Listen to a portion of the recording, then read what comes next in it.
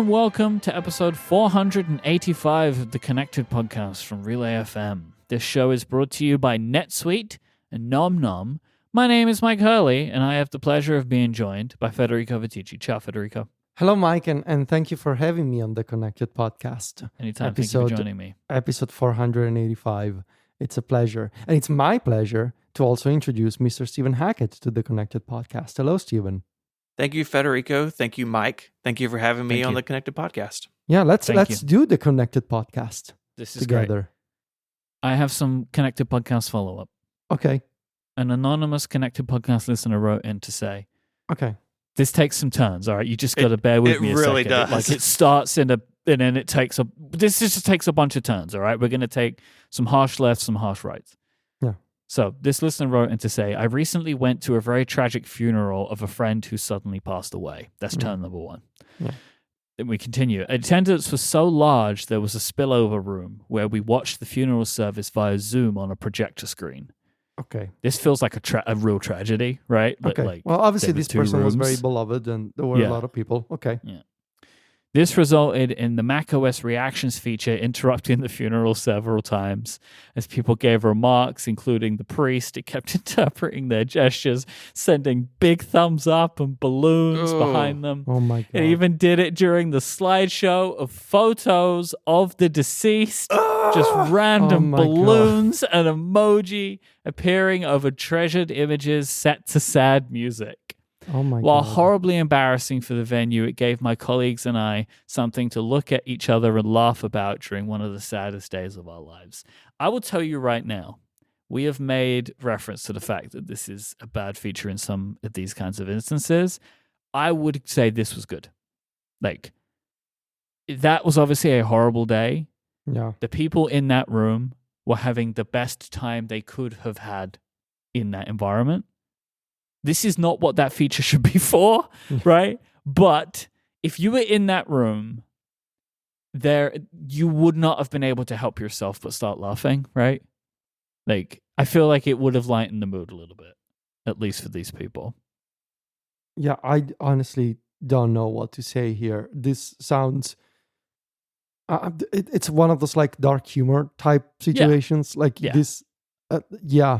I mean, the slideshow of photos and the balloons and the emoji pop. I mean, I think that's where it would have gotten me, right? Like, if I'm in this scenario, it like would have been like, oh no, sorry. and then it would have kept happening. It'd be like, oh, this is so bad. But then if it starts on a slideshow, I mean, I've lost it at that point, you know? Like, what a terrible but maybe brilliant thing to have happened. This reminds me of one time when I was in high school and we went to the funeral of a grandparent of a friend of ours, and the dad of a classmate went to say, he wanted to say my condolences to the relatives. And so the dad of one of my friends just walks up there and shakes the hand of the wife, I believe. And for whatever reason, instead of saying my condolences, he says congratulations. Oh, no. It's like, have a good flight. You too. That kind of thing, you know, like when you're boarding a flight. And I remember we looked at each other with our friends and we were like, what? It's so terrible, right? Yeah. So bad. I did that. I don't think I told y'all, but after my car accident last year, went to the emergency room, got checked out. And as I was leaving, the nurse who had kind of been helping me was like, hope you feel better. And I was like, you too. Oh. Maybe for her it was very traumatic to take care of you, you know, so she maybe could feel better afterward. Probably. I kept trying to talk to her about Xserves. Yeah, I mean, a couple of weeks ago, I was watching a YouTube live stream of this creator that I like, and they kept having this happen, the macOS reactions. Like, he was just talking and gesturing, right? And they were going off, and he got like mad at it. And so in the chat, I was like, hey, go to the camera icon in your menu bar and you can turn them off. And he did it and was very, very happy. So that felt good for you, right? It like, did. I'm not making fun. Tip, you know? No, but it's also like, look, we're creators, but we're also fans of creators. And if you have a creator that you like and you do something to help them or they acknowledge you in some way, like, it's always a good feeling. Yes. Yeah. This feature, I mean, it's a good feature. It's just it being good like the way in which it is good is also incredibly problematic, right? Like It's a good feature that doesn't account for the unpredictability of life, I Mhm. think. Like, This is and something that- context. it to me, I can only believe they knew this was going to happen, but decided to ship it anyway. Because I cannot bring myself to believe that you would not assume that these kinds of weird things could happen. You know what I Yeah. mean? Yeah. Like Yeah. even if you never imagine someone using a Zoom call to have an overflow room at a funeral, you must assume that like sometimes someone might be having a FaceTime call with a friend that is about something sad, and then making a gesture could set it off, right? Like I can only imagine you have to have run through that scenario, but they decided to ship it anyway. Like that's it feels to me like it's the only scenario I can accept Mhm. in my mind. And I would do it too, by the way. Like if I was in that scenario and like had this feature, I would run through, like what are the ways in which this could go wrong? What is the one thing that you could do to one person that would upset them? Like that kind of thing. And I would say like this is a feature that's worth shipping because it is a fun thing. But yeah, it's going to go weird. But that's just the way that these things go. Mhm. Sometimes. I don't know if you two would do anything different. I mean, I'd have it off by default. it's Oh, is it on by default? it is on by default, I think. Okay. Yeah, but again, I mean, what would you do though? Like, how would anyone ever use it or find it at that point? Well, they've got TipKit, right? Just TipKit it up. I've seen people use, like in my life, use their computers and they just ignore everything that the thing tells them, right? Like, True. if you put up like a little splash screen or whatever, people just don't even read it, I had a thing today. We can move on in a second, but just about that, I was getting off the train, and just as I was walking, like I was waiting to get off, like I just turned to the left, and I could see somebody. They were on their iPhone, and they were like really studying a subscription splash screen, like really reading it all. Mm-hmm. And there was just something about that interaction where I was like, Like, it was just very interesting to me, like that, somebody put together like this is whatever this app was, and these are all the features it has, like and this person was like really reading it. It's like, maybe people do read those, like maybe that's why they exist. People actually want to know what they're gonna get. Yeah, well, if the text was just enormous, it'd be easier to understand what was happening. But we'll get to that later. We'll get to that. By the way, like big text is like, everyone does it in design. I do it with designers that I work with. I know it must drive them mad. Can we just make the text a little bit bigger? Like, this is one of those. Yeah. Listener Mark R. wrote in, we were just watching a YouTube video where there was a sketch involving a police officer. Suddenly, our HomePod Mini called out, "Would you like me to call emergency services?" Luckily, it listened when we hastily said, no. But I'm curious if you know what would prompt this. I couldn't find anything quite like this online. The closest thing I found was Apple's support document called Use HomePod for Phone Calls. And so it says, if you call emergency services, and then it gives the phrase, hey thing. I'm gonna say, like, Steven, are you like No, ready for violence today? Like, what? Hey. I'm like, where is he going? Is he gonna say it? Hey, Say it. hey thing, call 911. Say it. Do it. Do the thing, Steven. I'm not doing it. People all over the world are pulling over in their cars right now, just in case you're about Yeah. to do this. Hey thing, call emergency services. Then the HomePod will attempt to place a telephone call using the iPhone if you've set it up to make personal requests. I don't have personal requests on any of my HomePods because they're all in shared spaces except for the ones in my office. And if I'm in my office, I'm at my computer, so I don't need to talk to it to do anything. But yeah, what a situation. I mean, I think we've all I think that it could even be something like emergency, like that. Like I feel like if there are more words that you could say to it, where it would ask, "Do you want me to do this?" Right? Yeah. Rather than just do it, because I feel like in some of these, it should just make the call, right? It shouldn't just ask you if you want to make the call. I don't know. I mean, if you're watching a thing about a police officer, like it's very easy to understand how the words like emergency services could be Yeah, said, exactly. right? Yeah. Yeah. The problem is that it picked up the activation phrase from the video. That's, Yeah, I think the issue. Yeah. Well, honestly, are we surprised? Sometimes it's not related to Siri, but I've noticed that my LG TV just randomly activates its built-in assistant, which I don't even know what it's called. LG bot, whatever. I honestly don't know. LG Q, I don't know. And I gotta get to the bottom of it because now it's happening every few days, and my TV also replies in British English for some reason. It's Hello. like, yeah, I cannot do it, but it's like it's got a very thick British accent, the LG assistant, and I gotta figure out what's triggering it. But yeah, these assistants, man, they're dumb. Good blimey, So- governor. You wanna watch well, telly? not that strong, but Okay. yeah, on the telly. We got a little bit of follow up about the Ricky's episode last week. Mhm. First of all, it's not in the document, but we're going to get to it. Myke already has a point, which is upsetting. A lot of people wrote in saying they missed the humming and the bell. So I think we made a Yeah. mistake by getting rid of that.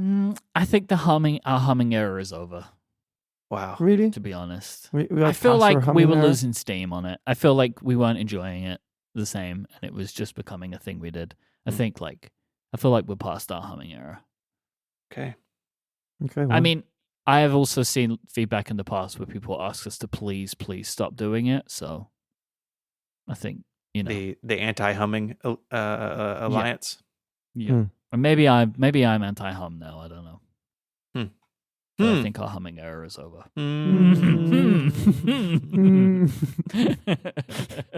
We also have just a mountain of blue shell ideas to spice up the Perfect. game, and we will get to Perfect. those in a future episode. Not today. There's a lot of stuff. Yeah, because because I feel like the thing that we have not actually worked out, which we need to work out, it's not what you do, but like why you would get it. Yeah. And then creating the rule set around allowing what someone can and can't do with their temporary rule change. That's the thing we need to work out. Maybe we'll wait until there's an episode where there's nothing going on, and then we'll try and hammer this one out. exactly. Boys, do not follow this link oh my god, to no. the world. Whatever you do, don't buy anything online. Everybody knows you cannot use your credit card online because you will be frauded. It's too late now. I've been frauded. Everybody knows. No, you're going to be frauded. Don't use your credit card on the internet. Well, I clicked a link on an Instagram ad and I Oh, purchased a product, so I guess now they're going to Federico. take my family now. Federico, you Yeah. made the pact with the devil. And okay, this from 9 to 5 Mac. Apple is updating its App Store guidelines to allow developers to link to alternative payment methods, providing that the app also offers purchases through Apple's own in-app purchase system. So this is around what is called the anti-steering rules. This was one of the things that fell out of the Apple Epic case. It went all the way up to the U.S. Supreme Court. And the U.S. Supreme Court was like, no, you have to give people the option to go and sign up on the web. And you can't tell developers that they can't tell their customers to do Well, that. effectively. technically, One True John would tell you the Supreme Court decided not to decide, therefore the previous ruling stands. Federico, I'm not a lawyer. All right, I'm just trying to do my best. But over John is. So listen. Well, he was. here. Yeah, well, bring John on the show then, right? And have him sum it up. Let me call him. Anyway, This is all the same. All of the rules, all of the processes, everything is the same as what Apple has done currently in the Netherlands and in South Korea. So if you want to, as a developer, opt into this system, you have to basically apply to get an entitlement to allow you to do it. You are allowed one link where you can tell people that they can go and sign up for your service outside the App Store. When somebody clicks that one link, which cannot take people to an in-app browser, it has to take them to Safari. I don't understand that part of it. they don't even like Safari View Controller themselves. It's very strange that they are making people do that, but that's it. It shows this big splash screen with huge text, Love which it. says, you're about to go to an external website. Apple is not responsible for the privacy or security of purchases made on the web. Any accounts or purchases made outside of this app will be managed by the developer. Your App Store account, store payment, and related features such as subscription management or refund requests will not be available. Apple can't verify any pricing or promotions offered by the developer. To which everyone in the world would say, I wasn't expecting that. But I don't know. Maybe I'm being naive. I don't know. So people see that splash screen. The original text of this splash screen when they were working on it it was either South Korea or the Netherlands first. I don't remember which one. It was so much harsher, and the Netherlands courts made them change it. Like the original text was basically saying like what I was making a joke about before, like buying something on, using your card. You can't, we cannot verify the security of your bank card. Like it was pretty insane. They should have just written, "You're gonna get hacked, son." Honestly, it felt like that. There is an episode of Upgrade that we just referenced on last week's show where it's like the title was something like "This app may kill you." Yeah, and that was a joke about the text of this prompt. For if you opt into this, do the whole thing, Apple wants the commission they would have otherwise received, so either 30 or 15%, depending on what it is and where you are in their programs, minus 3%, which is what they are saying is the fees for card processing. Mm-hmm. Apple also expects you as the developer, the company, to do all of the accounting for this and then provide that to them along with the money that you are collecting for them. And this is and Apple reserves the right to audit those reports and your financial statements at any time. Oh, you mean they're not gonna believe that Spotify gives them $1? Yeah. Well, so obviously Apple have no real way of policing this, right? They can say that they're going to audit you or whatever, but again, it's like they're not a law enforcement. They're not the IRS. There's only so much that they're able to do, and I think Apple are hoping that the threat of being removed from the App Store will make people comply.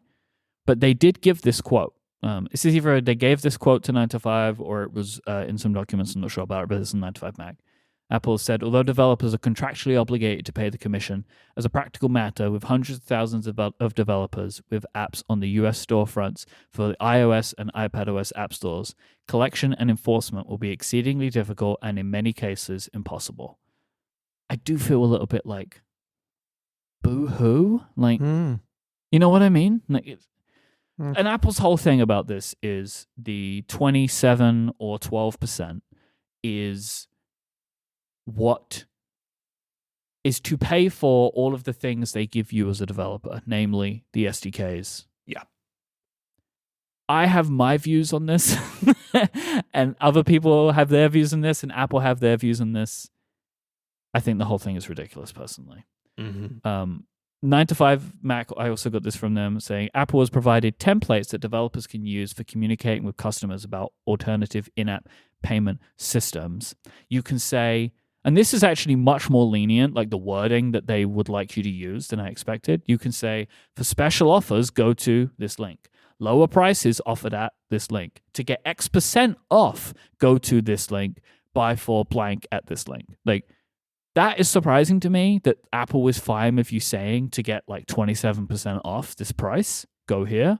But I guess from Apple's perspective, they expect to then get that 27% anyway. So what do they care? They do. Now those links can only be like plain text links. Mm-hmm. They cannot be on a pop-up or an interstitial screen. So you can't you can't have like a screen for your in-app purchase and then you tap it and then you see this. And it can only be in one place in your app. So while they provide some templates, if you look at the entitlement documentation, they are still really picky about where these links can go. And this isn't new. Like you mentioned, this has been in other markets. These restrictions were there as well. It's not a free-for-all in terms of design. It's Apple's saying you can do this, but if you look at their layouts, it's very clearly a downplayed option versus what the standard, app store checkout screen flow looks like. Yeah, it's very they're being very prescriptive, and I mean, I will be fascinated to see who actually takes them up on this, like what developers actually do this. I think large companies would still be inclined to do it because they're going to get more customer data this way, right? And they're also going to have people's cards on file. So like you think of a Spotify, a Netflix, whatever. Like I think they would even be happy to do the whole, like it, provided they already do it in that purchase, right? I think they would be happy to give Apple their money because they will get something that they're not currently getting. It is a benefit to them, right? They are now getting information. They have people's cards. They have their emails, like whatever, stuff that they may not have depending on the way that the person signs up for an in-app purchase. I just think the whole thing is like, I think it's, this just shows it kind of like lays it all bare what Apple think. And I think it's pretty ugly, to be honest. Yeah, they are complying with what they're supposed to do, but they're doing it through as gritted teeth as possible. And it's a reminder that like this revenue to them is really important. And you mentioned it earlier, that 27% or 12% if you're in the small business program after the year, blah blah blah. They view that as a service fee to get to use their platform, and they view it as their platform, their tools, and you are paying for access to it.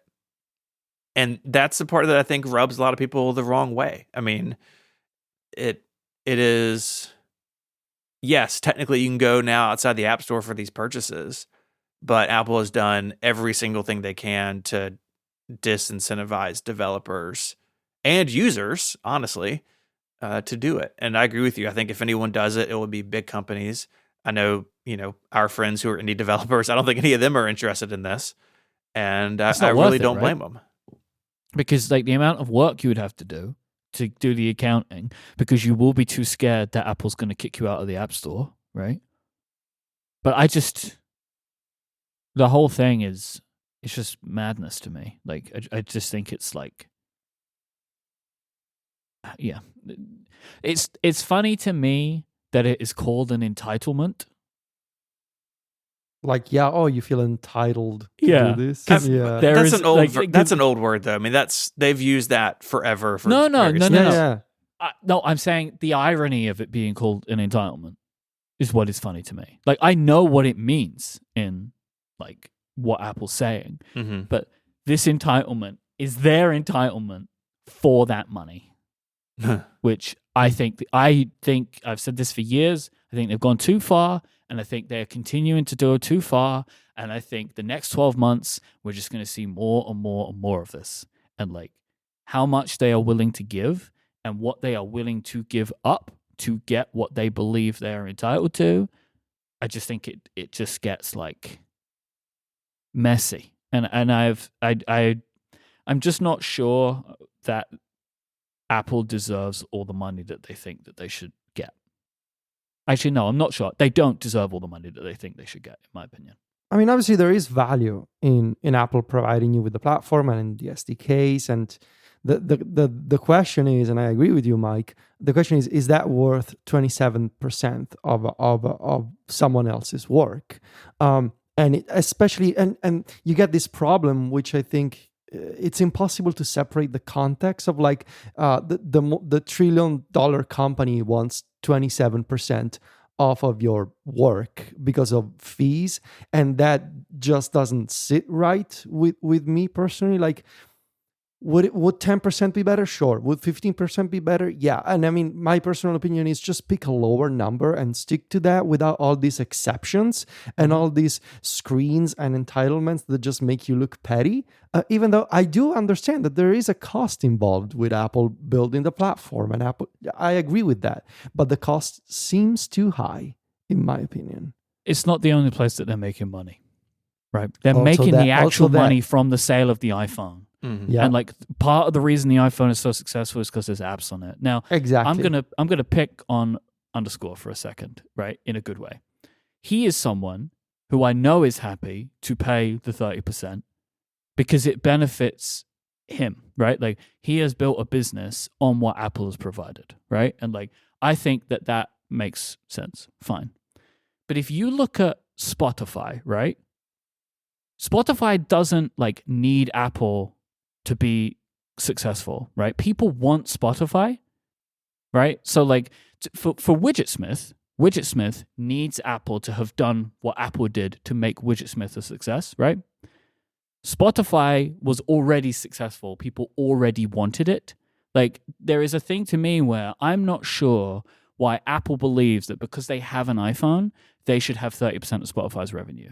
That doesn't make sense to me. There's an argument to be made in favor of the opposite scenario, in which there are some cases in which Apple should go to certain companies and give them money Yeah. to say, hey, please bring your app to my platform.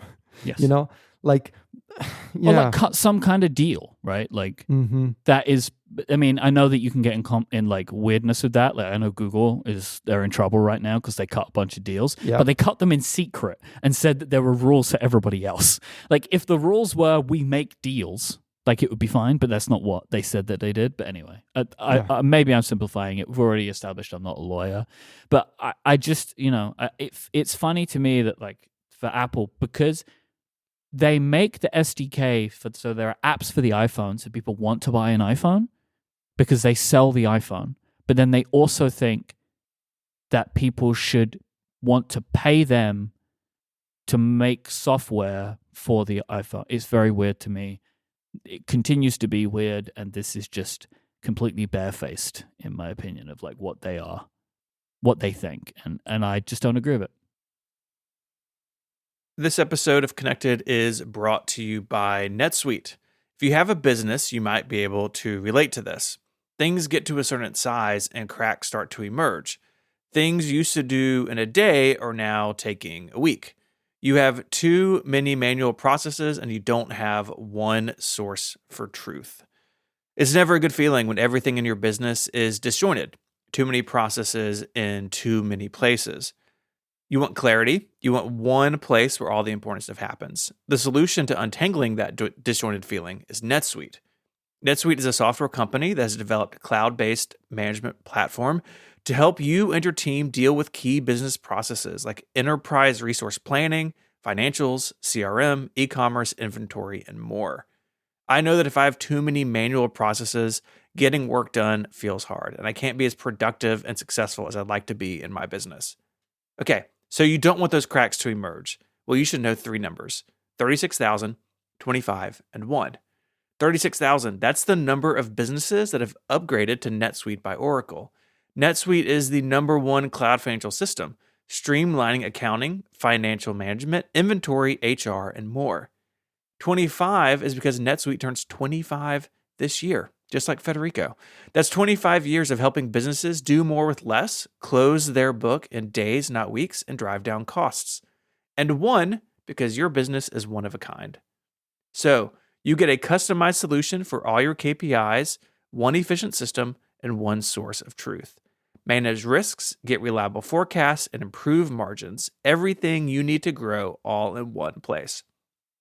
Having all the information you need in one place makes it so much easier to manage decisions. I know as a business owner what a difference that can make and how much easier everything operates when information is readily available. So go check out NetSuite's popular KPI checklist designed to give you consistently excellent performance.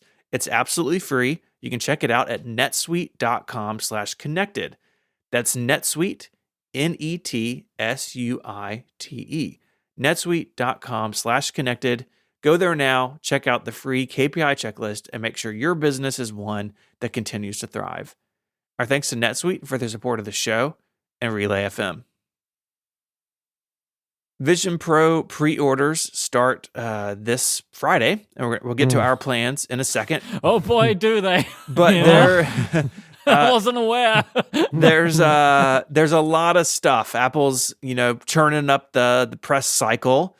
It started with a newsroom article earlier this week outlining some of the entertainment opportunities that await us on the Vision Pro headset, including Avatar: Way of Water being one of the 150 3D movies that'll be ready at launch.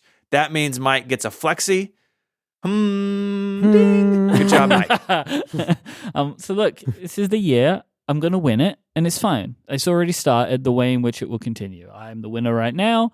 I will continue to be the winner into the future. Cool. Sure. Cool. Cool. Bold. It's I like the early boldness. Uh-huh. Well, I mean, I already won again. Like, this is already my second year, so Yeah. it's easy to be Okay. bold. I guess so. A couple of noticeable absences in Apple's press release about entertainment. No mention of YouTube or Netflix. Have y'all heard of those services? Are they important to you personally? It's almost like Apple should have a better relationship with these important partners, other than just Disney. Yeah. But man, Bob Iger was a friend of the show. Wait.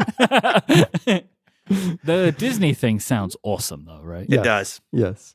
Like the environments that they've the made. different environments. That Yeah. sounds really good fun. Yeah, I'm pumped I about want to that. watch like Avengers Endgame from inside of Stark Tower. You know, like the Avengers Tower. Like I'm there for that big time. I'm going to have a good day with that one. They should honestly do environments based on their own properties. Like, let me watch, and hear me out, let me watch For All Mankind while sitting in a chair in Jamestown or Yes. Happy Valley Base. Like, let me They do should that. do that. Yeah. They should do that. They might, right? Like, I think if the Disney one gets such a good reaction, maybe they would want to do that too. You know? Mhm. Yeah, but the thing about YouTube and Netflix. So I was thinking about this a few days ago, and when obviously we were sort of feeling that these two companies were not going to be available at launch with native apps, and I started thinking, well, maybe I should be able to add a PWA, like a save them as a web app with Safari on the Vision Pro. But there's no support for saving web apps from Safari on the Vision Pro. How do you know this? Well, I know this because I've been talking to a developer who's been working on this third-party app to stream NVIDIA GeForce Now on the Vision Pro. Oh, sick. Yeah, 4K 60. Yeah, it's a whole thing. We'll get into it when we have the Vision Pro. And so this developer told me there's no support for PWAs. You cannot save a web app with the Vision Pro. So they actually made like a custom app to stream GeForce Now via a third-party Vision OS app. So if you want to watch YouTube and Netflix, I guess you will have to open those websites in the regular Safari browser for the Vision Pro.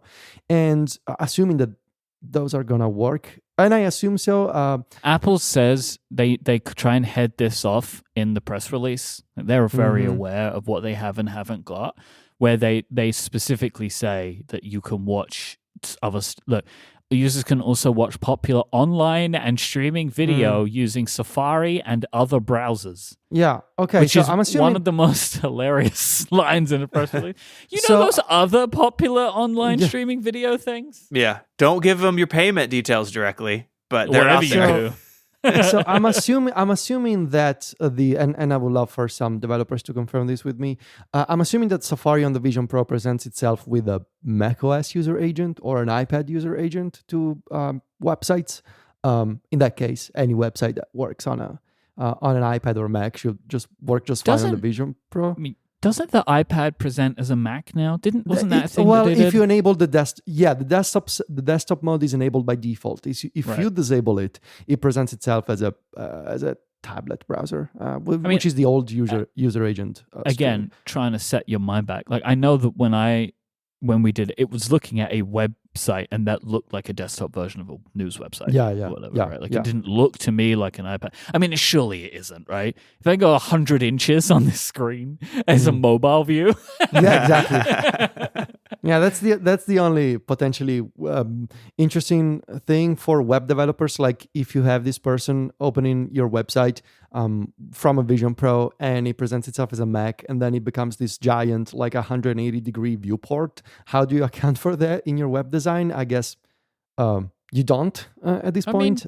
ultra wides. Like if you're doing proper, kinda. I mean, so like what you'll end up with a lot of the time is just a really big window with a column of text in the middle. Yes, That's kind of what an ultra wide monitor looks like sometimes. Yeah. And a mobile hamburger menu that's 3 feet wide. Yep. Just go and smash it. Whole palm smash it. Smash Bang, that button, you know? fam. Mm-hmm. They did talk about Apple Immersive Video being a thing, which is cool. Like we saw like a sizzle reel of these, and I expect it might be a little bit of a longer experience. It was really interesting. I don't know if this is in text or on Threads, Federico, where you referenced you were excited that the Alicia Keys one was going to be on there. And it just reminded me of like how personal this experience is for people, because for me, that was the one in the reel that I didn't like. Oh no, that was my favorite. It just felt weird to me. Like there is no world in which Alicia Keys would look into my face and sing at me, and like so they felt very strange. And I liked all of the other ones because they felt like natural things that a person could experience. Where like I don't really know if I believe that Alicia Keys would sing at me. Plus, it was like weird because like she's like gesturing to you, so like it's odd. To me, it was odd. I liked more like the other stuff, including the tightrope walking, which made me feel upset, but it was a fun thing. The guest user mode is going to be exceptionally welcome because I was already told by all my friends and neighbors that they will want to check out the Vision Pro. And I mean, this is obviously the kind of device where those brave enough who are going to buy one, they're going to have, family and friends, just looking at it and wanting to try it. And so having a native guest user mode built in from the start is going to be very, very useful. Yeah. So very happy to see this. I do wonder how that's going to work. This thing is such a personalized device with like the face shield and like, what if you have your prescription lenses in there? Like, I appreciate that it's there, but I just wonder how good of a experience it will be. Yeah, I mean, well, it just the lenses should be easy enough to remove. They are magnetically attached, so you remove those. And I'm just gonna do what I do whenever like I have friends over who wanna try the PSVR or the Meta Quest. I just keep a polishing cloth nearby and like sanitizer, just because it's gross to get something off of your face and put it on someone else's face with direct skin contact. So clean that thing, have a polishing cloth nearby, remove the prescription lenses, and have them try it. And if the face shield is too tight or not big enough, well, so be it. I'm still like wondering, could you wear your glasses under this if you didn't tighten it up too much? Like that's the thing that I am going to try. Like, I don't know what the inside is like, right? Which might preclude it, but I feel like it's doable. Like I've worn I wear my glasses inside of my MetaQuest. Like you can fit them in there. Yeah. And especially that top strap version means you won't have to tighten up the back strap so much. Yeah. It might be possible. It might. Could be. Yeah. Just for a demo for someone, like not for all the time. Like it's better to have prescription lenses if you can do it. But for like a demo, it's like, for a loved one to like try it on, you might be able to squeeze a pair of glasses inside of there. And speaking of all of this, like hardware related aspects of the Vision Pro, you know what I cannot wait for? Third-party accessories and replacements. Like I cannot wait for other companies. Oh, we know you want to accessorize this thing. We get it. Yes. Gonna put antennas on top of it. The one thing this makes me again come back to is like so many of Apple's devices are just single user. Really, the Mac's the only one, right? Or if you have an iPad managed by an education organization, but I don't know. More things should have guest user modes. I guess the Apple TV has multiple users, but I don't know who's using that. I don't know. I wish more of these products were more easily used by more people. I know it's like, take the price out of it for a minute, but like of all of the products that I have that Apple make, this is the one I would least likely want to have other people use. But they're going to ask you. No, but like, I mean, on the regular, right? Like as like a one time, like, not one time, but like, oh yeah, I'm gonna let you try it one time and then that's enough. No, but like the idea of there being a device in my house and like everyone's just picking it up and using it, like of all of the things that I could own, this would be the one that I would least likely want someone to use, because every time I pick it up, then I have to reset it to my head shape. Like this is the experience I had with a Quest. Like every single time it required new setup because it had been, it was being shared by me and my wife. So like, but with an iPad, it's not like I change the physical shape of the iPad every time one of us uses it. Like, and I know people want it to have multiple users because it costs $3,500, but like, it's not always going to be that way. And I know that like, oh, everyone's gonna have to have one if you want to use one, but like, I don't know. I struggle to see a world in which somebody needs 4 of these in their house. Like they have to have them. Like, I don't know. Also, that'd be like $13,000 worth of But that's what hardware. I'm saying. Like that time isn't now, right? Like that time might be in the future, maybe. But it's also, I also can't personally imagine a scenario where there are 3 people, 4 people in a home, right? So you're like 2 parents, 2 kids, and you want to watch something like a piece of media. I don't think I imagine everybody picking up their headset and putting it on. Like TVs exist and they're good, and people like TVs, and it's fine. This is going to be its own experience. It's going to be its own thing. It's going to be fun and cool, and it's going to do what it's going to do. But I can't imagine it's going to be like watching a movie on this thing. It's like, well, now I can never use my television ever again. We did see those comments from people back in June be like, I'm going to sell my 4K OLED TV and get rid of it and just use the Vision Pro. Not needed. Like, I mean, if you live on your own, yeah, exactly. Like, sure, maybe you would want to do that. But like, I don't imagine this scenario for a really long time. So like, I think it's okay. Yeah, I mean, even if you live on your own and maybe you have the expectation that you're never gonna have someone over, and if you do, what are you gonna do? Like, you're gonna be like, well, let's watch a movie. I'm gonna put on the Vision Pro. You will watch it on your iPhone. I'll we sit next to. They also gave like the travel. So there's like a travel mode, right, which is quite interesting. And I'd love to know a little bit more about this. I haven't given more information yet, but I think it's cool. Like if we want to watch a movie on a plane, say, that you turn on this mode and it increases the stabilization for visuals. So the movie's not going to be bouncing around or whatever. I really want to know more about that. Like how and why is this different to normal? Like that's going to be an interesting thing to get more details on. It's like your body becomes the gimbal for the Vision Pro. It's strange.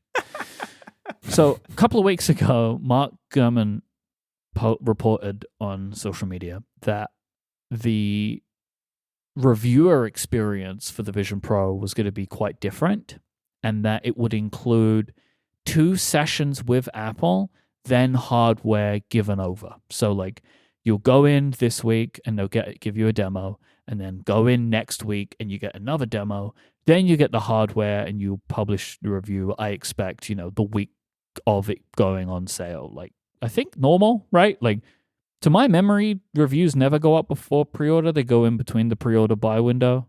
But that's my memory of products, but I don't know if it's true.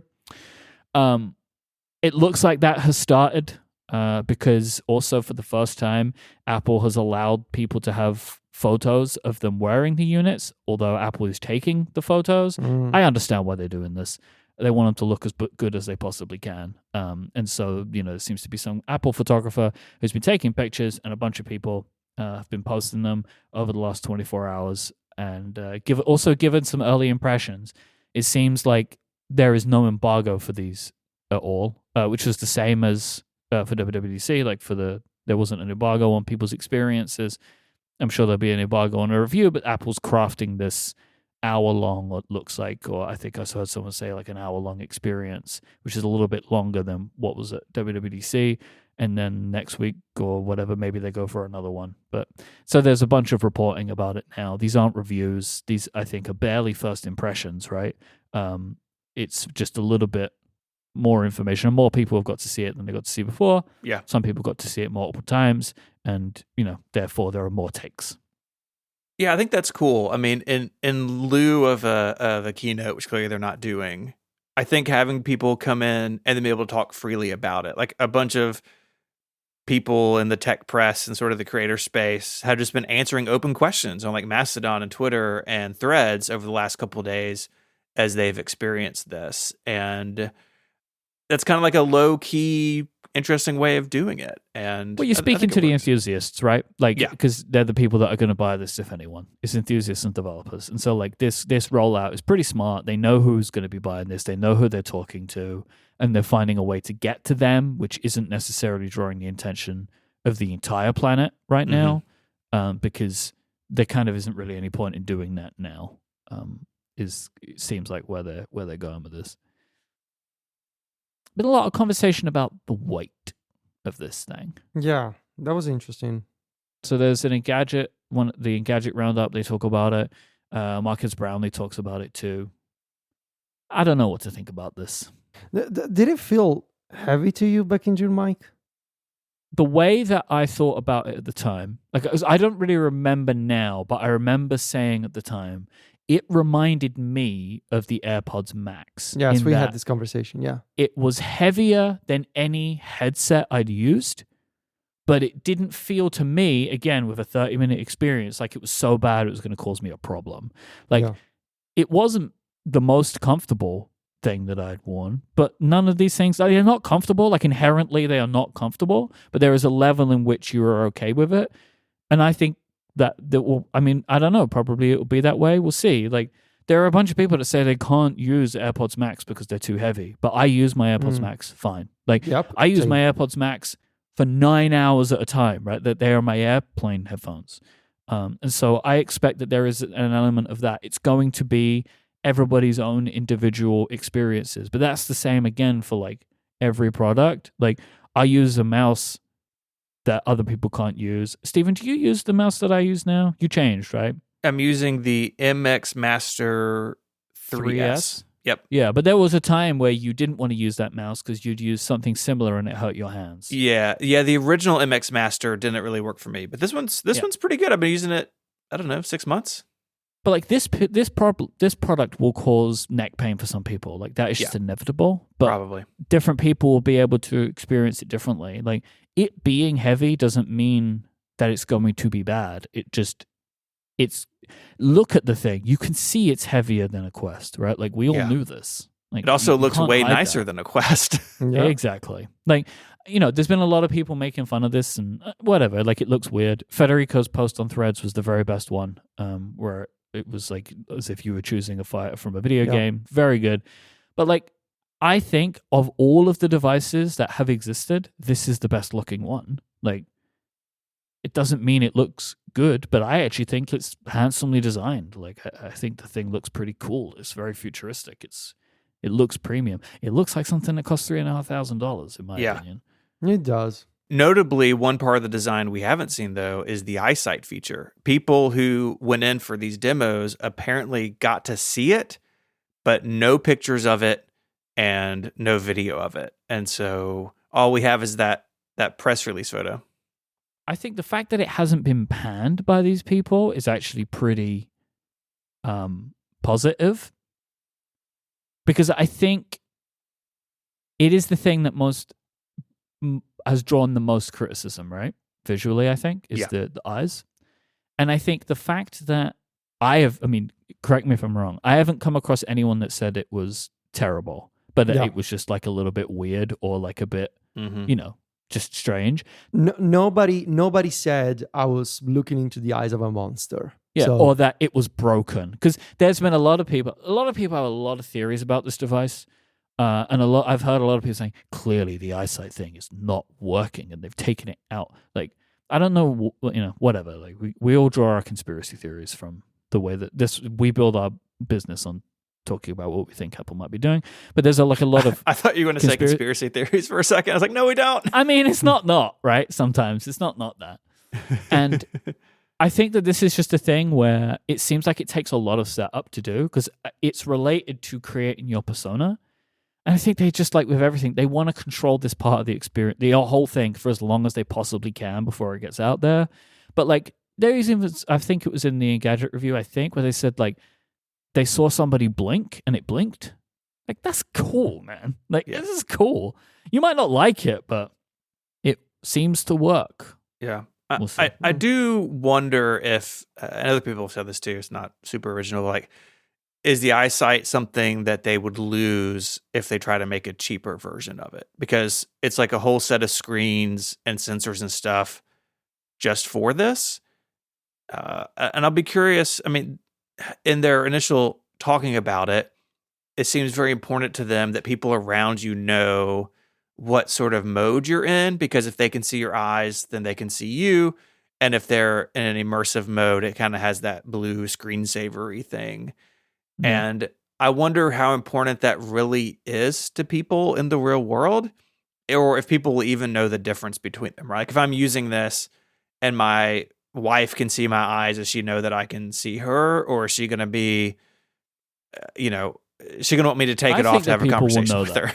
Like, so I just want to correct myself. It was Victoria's song in The Verge, and she said it's a bit goofy, but you can see the wearer's eyes, part of what Apple calls the persona. When Apple's Vision Pro demo person blinked, we saw a virtual version of their eyes blink. Like, I believe that they believe this is an important part of the product, and so I would be surprised to see it go. And like, so in a scenario, Stephen, where you are at home and you're using this thing, and Mary asks you a question, and you look at her, and she can see your eyes. Once the initial shock of that goes away, like I think that is key that you can see her because we understand what that means. Like, I think the idea is sound, right? That like, if you don't see the eyes, I can't see you. When you can see my eyes, I can see you. And the reason that works is because that's what life is like, right? Like, if you can't see my eyes, I can't see you. If you see my eyes, I see you. And like, and I think that idea is interesting, and I think people will get used to what that means. And I think I'm bullish on this idea, even though I know it's going to be strange and it's going to be weird and it is a bit dystopian. But if we're going to have to cover our faces, this at least feels like the best compromise. Yeah, and I think that's what Apple's going for. I think that they are leaning on the fact that this is lifelike. I think you said it really well. I think even some of that came up when, I forget his name, but the Apple executive who Gruber interviewed at the talk show this year, who was heavily involved. Myke Rockwell? Yes, Myke Rockwell. I think that was a lot of, I think he talked a lot about that too. I think it is important to them because they keep saying like, this is the first one of these devices that keeps you connected with people around you. And all, kind of inherent or unsaid in that conversation is the Meta Quest has a piece of plastic over your eyes and you're completely cut off. And I do think there's an idea there that's good. I wonder how people are going to respond to the execution of it, because if it's uncanny valley like some of the Persona stuff, which I think is labeled beta, and when this rolls out, is it going to turn people off to the whole thing? I just don't know. We're going to see how people respond to it. It has to be uncanny valley. It has to. There's no world in which this couldn't be an uncanny valley because they're not actually your eyes. Like, right. They're the best technology company in the world. They can't make it look like it's really your eyes. Like, they can't do that. Like, it's like they can't do that. That's madness, right? There's no way. But like the thing about the eyesight, what it happens on the other side is also interesting, right? That like when someone can see my eyes, they've broken through my VR environment. Mm-hmm. And like that is also like these two things go together, and I think it makes for a compelling part of the product. As goofy as it looks. And it does look goofy, but that's okay.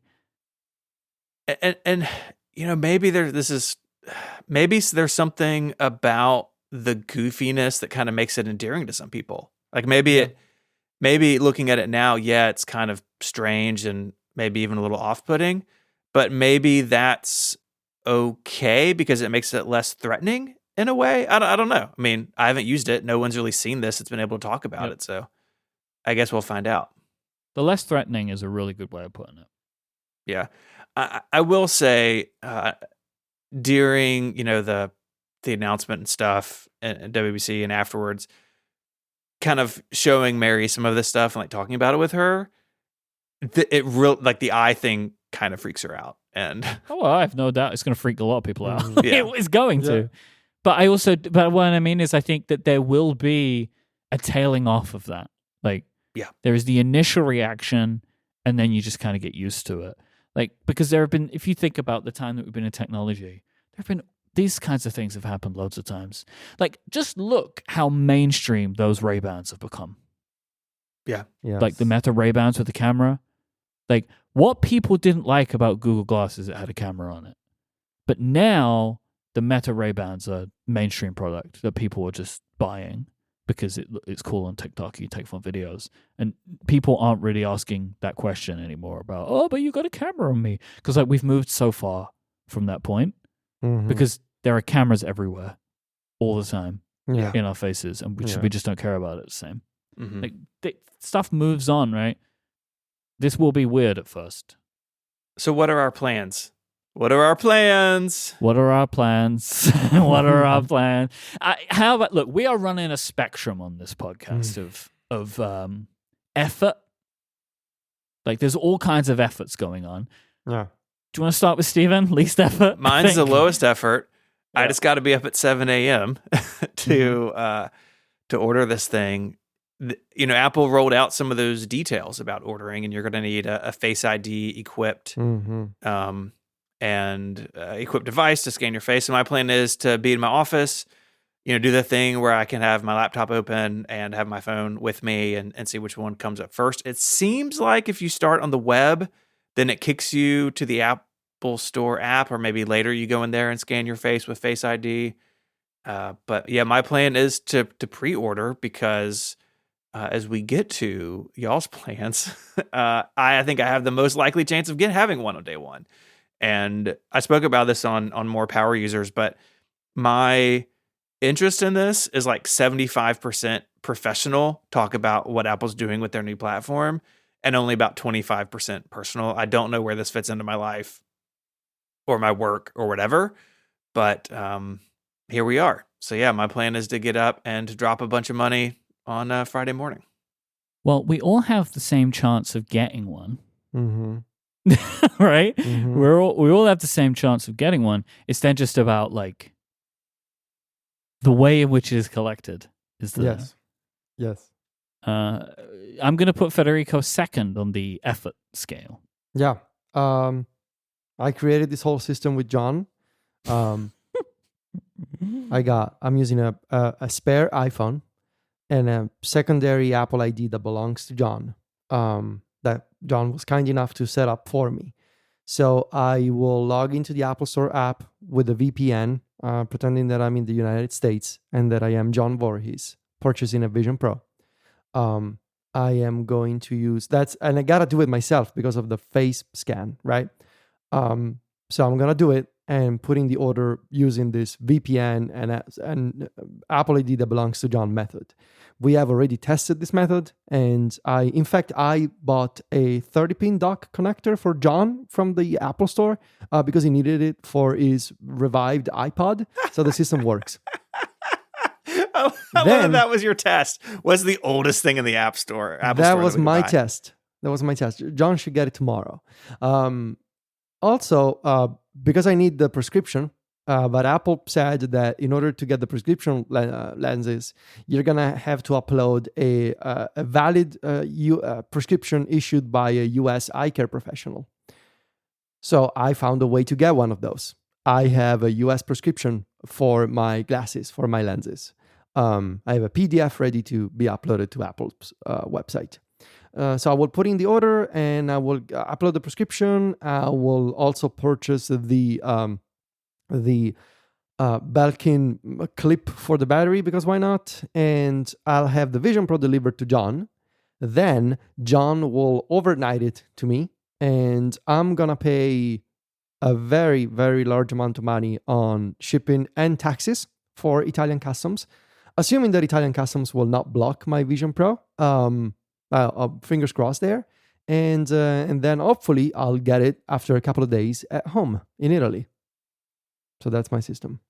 As someone who has mailed 3 calendars to you and a bunch of other stuff over the years, well, I'm always jealous that John has a much higher success rate than I do. Well, enter the beautiful word of DHL. That's the best shipping company in the world. You can pay taxes online for customs. I buy so many things and I use DHL with so many of my purchases. A few days ago, the DHL delivery guy that delivers packages in my area saw me and was like, "Hey, you're Federico." And he's like, "Yeah, I basically work for you," he told me. So don't know what to make of that. I like that you bond with your shipping people wherever I don't you know live. why. I don't know why. Well, you do know why. You do. It's this. It's constant deliveries. That's why. Yes. Constant weird deliveries. I feel like we can't allow this to go past without just acknowledging John Voorhees. Yes, thank you, John. Like, the lengths that man is willing to go to to help you is Put up incredible. with me also. Yes. It's Yep. incredible.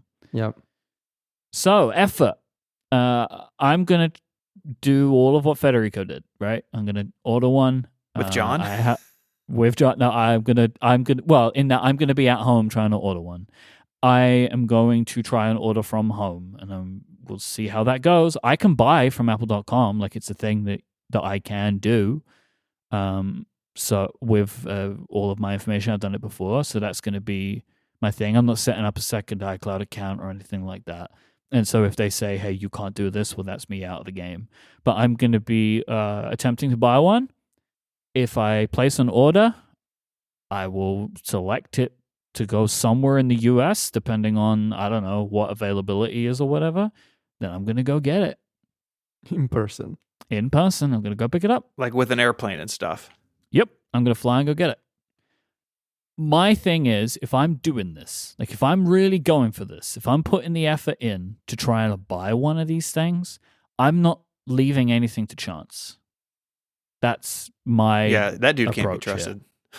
Yeah. No, it's just like I was literally about to make the same joke, and then I thought, well, that's Yeah. bad. And then Steven did, so yeah, of course. Okay, but like the chances like that, like what Federico said, like what if it gets blocked at customs? And also, if I'm gonna do this thing, I want it on day one. Like I don't want to wait. Like the whole point is having it as soon as possible to then be DHL able overnight, to. man, 2 days. 2 days. It's also, but also it's like Yeah, but I'll be there. I'll be there getting it. That's immediate. That's not even waiting any days. But yeah, that's my plan. And it's been my plan for 6 months, right? So like I have prepared for this. That's what I'm going to attempt to do. And then I'll be in America recording podcasts and using a headset for a few days or whatever. And that's what I'm going to try, and we'll see how it goes. But like, I'm kind of like at the moment, I'm very much like I'm going to do everything I can to try and do this. If it doesn't work out for me, then just it's not meant to be, and I'll pick it up down the line. I also have a prescription. Federico, help me out. I want to ask questions about that, but maybe not on the air. It might be best not to. Did you just make it up in pages? Tell me the truth. No. It's real. It's Okay. There's a doctor. There's a Okay. doctor's signature. Yeah, this was one of those times where I'm glad I save everything, because I was like, oh gosh, where is my vision prescription? And then I remembered, oh yeah, I just have it scanned as a PDF in Apple Notes. So I'm good to go. Good to go. This episode of Connected is brought to you by Nom Nom. Nom Nom really cares about your dog's digestion. They have an especially extensive pet microbiome database. So they have all this information at Nom Nom about what makes better recipes for every breed, size of dog, and digestive sensitivity. They deliver freshly made dog food with every portion personalized to your dog's needs so you can bring out their best. And it's all made with real wholesome ingredients that you can see and recognize without any additives or fillers that contribute to bloating and low energy. That's because Nom Nom uses the latest science and insights to make real, good food for dogs. Their nutrient-packed recipes are designed by board-certified veterinary nutritionists. They're freshly made, and they're shipped free to your door. Having your dog be well-nourished and healthy is so important. They're valuable members of our families. And I know as our dog is getting a little bit older, as she has aged, her needs have changed, and it's important to be able to meet them and make sure that she is healthy and flourishing. Nom Nom has already delivered over 40 million meals to good dogs just like yours, inspiring millions of clean bowls and tail wags. Plus, Nom Nom comes with a money-back guarantee. If your dog's tail isn't wagging within 30 days, Nom Nom will refund your first order. No fillers, no nonsense, just Nom Nom. Go right now to get 50% off your no-risk 2-week trial at trynom.com/connected. That's spelled Trynom, TRYNOM. Trynom.com/connected for 50% off. Thanks to Nom Nom for the support of the show and Relay FM. All right, so can we talk about these things that are done?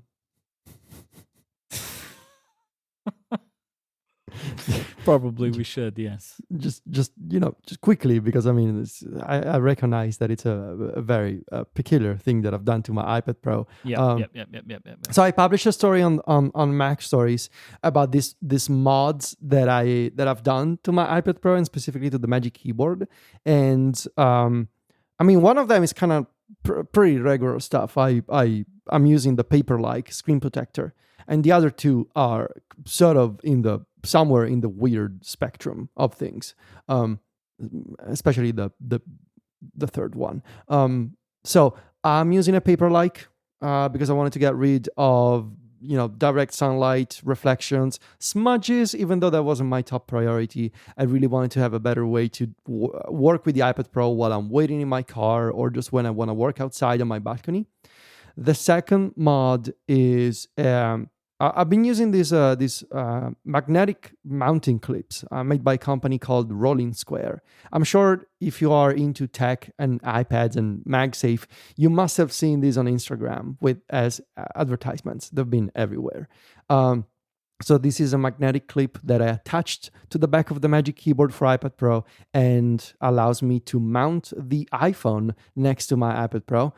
Usually this product is used to mount smartphones or small tablets next to a laptop display, or next to something like a studio display, for example, an external monitor.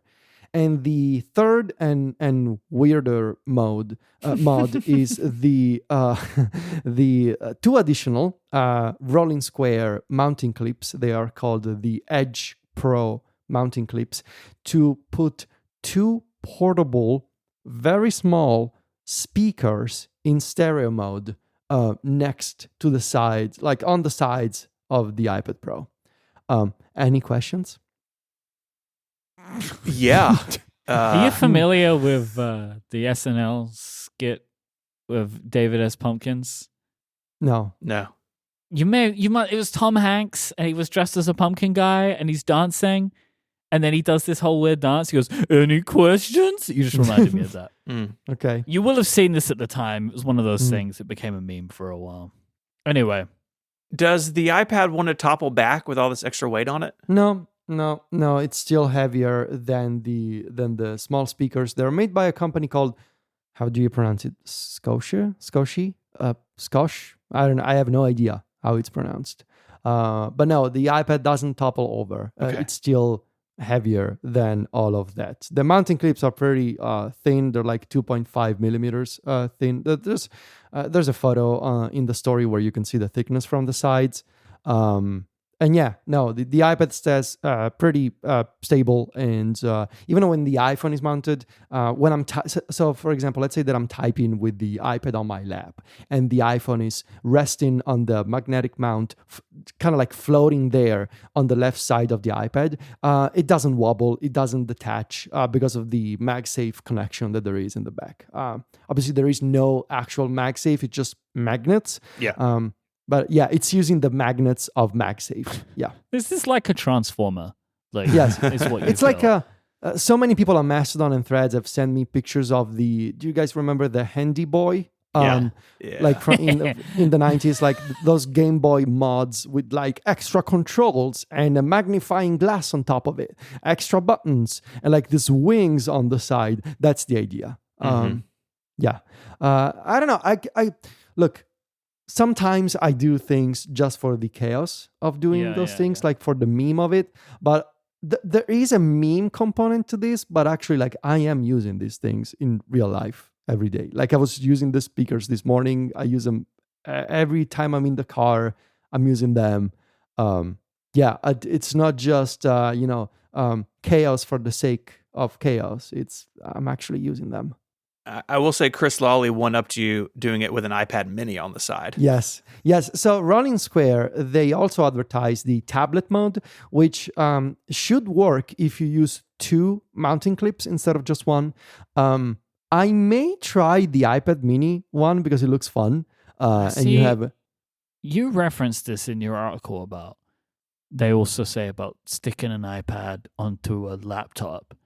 it just feels like a quick way to break both things. Yeah, it makes me uneasy compared to just putting an iPhone there. If you Chris, I would love some follow up from Chris Lawley if he listens to the show. Like, if he taps that iPad, does it not the whole thing just not like fly off his lap? Like, I don't understand how the balance of this is working, because it's like very strange. Like to put the laptop on here. I'm obviously very intrigued about what you've done, because you do incredible things, Federico, and you live your life for the content, and I appreciate that about you. I have some questions though, if you'll indulge me, and Yes. I really recommend. We can't explain this to you. You have to go look at the images. Like, Yes. it really doesn't make sense until you see what he's done. So, like, there'll be a link in the show notes. You got to go check it out. You really seem to dig the new Paperlike. And you reference a bunch of times about like image clarity. Yeah. And I remember when we tried it before, one of the things I didn't like about the Paperlike is I felt like it was affecting the vibrancy of the color of my screen. Is that still the case? I think they've done a much better job. So they have this new version, the Paperlike 2.1. They switched to a different material compared to the Paperlike 2 or even the first gen Paperlike. So this version 2.1, they're using like this Swiss product or something. They have a web page with the details. I was a Paperlike 1 user, so many years ago, and I really disliked it, because I felt like it toned down all the colors and the vibrancy, and it made the small text blurry. I really didn't like it. I think obviously there is always going to be some image degradation when you apply these films. They are not completely transparent, then especially the ones that want to make your iPad, a matte display. But I guess there's a threshold of degradation. And for the Paperlike 2.1, I'm fine with it. But I also know, and I wrote this in the article, as soon as I have an OLED iPad, I'm not going to apply the Paperlike, because pure OLED, maybe, you go OLED all the way. Like, it's just, this is like the typical, swan song for this iPad, just living the last days of its life. This M2 iPad Pro, just before the M3 OLED iPad launch with a new design, and they're living their final days in the land of the weird with all these things, and it's fun. But yeah, to answer your question, I think it's much better than it used to be, to the point where it doesn't bother me. I just want to make a statement as somebody who's, I don't know if you notice about me, guys, but I like pens and paper. Weird. Yes. It's like a thing for me. Nothing will make an iPad and Apple Pencil feel like pen and paper. Like, it's just not going to happen. Like, the Apple Pencil cannot, like, it's what you feel with paper is like a toothiness, is because there's fibers, right? And when you run a pen along a piece of paper, the pen is like interacting with the fibers. This is just not going to happen anyway. What benefits does this provide to you than just using apps in Stage Manager? Like, what is the iPhone on the side doing that couldn't do? It's useful to keep a permanent thing always there, like timers or music lyrics, so that it's one less window to manage. I guess would be a nice way to put it. Like, it's like having a mini physical dashboard always there, like either the home screen with the widgets or the music lyrics. Just keep it always there, so that I don't have to, because if I'm working with Stage Manager, but I also want to keep those lyrics always on the side, that becomes a window that I always need to pull along to manage. Yeah. And this way I don't have to do that. I have one final question for you. Are you leaving your iPhone unlocked and like screen on all the time? Oh yeah. Yeah, because I feel like it's the only way this works, right? Oh yeah. That's I should have clarified that. Yes, I do. I lock my. I'm a control freak. You know me, so I lock my phone when I decide to lock my phone. Oh, we've had this conversation before. Yeah. I remember now. You don't have auto lock turned on, do you? I do not. Life is too short to have settings change stuff for you. Yes, life is too short. Yeah. What about auto brightness? Is that off too? No, it's on. It's on. Wow, you're just letting the man control you. I remember this. I lived for many years with manual brightness. I remember. And then I gave up. So I These can phones be got too bright at a certain point, in my opinion, to try and live that I way. exactly, and I can be flexible. Just slap some magnets on it. Yeah. You're very flexible. Mm-hmm. Well, I think that does it for this week. If you want to find links to the stuff we spoke about, including Federico's iPad monstrosity, check out the show notes. They're in your podcast player. They're also on the web at relay.fm/connected/485. While you're there, you can send us feedback or follow-up. There's a form on the website to do so. The link is in the show notes. And you can also find the link to become a member. Connected Pro members get longer ad-free episodes each and every week. Members also get access to the Relay Members Discord, newsletter, a couple of members-only podcasts. It's a whole lot of fun starting at just $5 a month. If you want more of us for some reason, you can find us online. Myke is the host of a bunch of other shows here on Relay FM, and you can check out his work at cortexbrand.com. Federico is the editor-in-chief of MacStories.net. We didn't get time to talk about today, but you've added a bunch of people to the staff. A lot of fun stuff going on over at MacStories, so go check that out.